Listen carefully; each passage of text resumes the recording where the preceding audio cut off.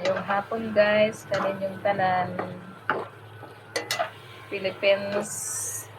Ngayong hapon o sa akong mga parente diha, mga igsuon, mga pagkumangkon o sa akong mga apo, sa akong mga anak, labaw sa tanan, especially sa akong may bilabid future nga ba na si Alejandro Espina Jr. Wala makapanawag ang akong may habi kay wala siguro'y siga.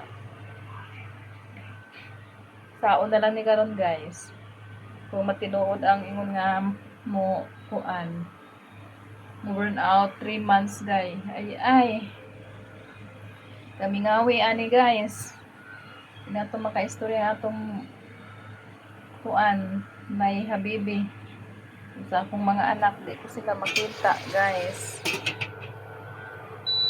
Ang akong mga apo, di ko sila makita, guys. Ay, sorry, guys.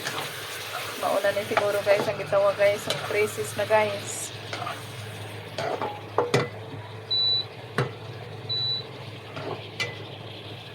Naapektuhan ang nasod nato, guys. Sa laing nasod nga naga itong bahay, guys.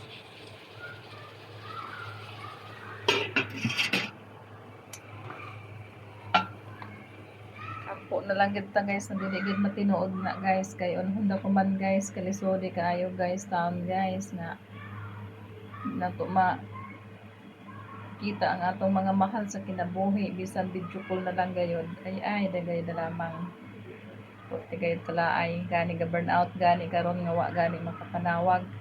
Burnout siguro kay tanan sila, walay nag-online dito sa ila. Burnout kit siguro ko man.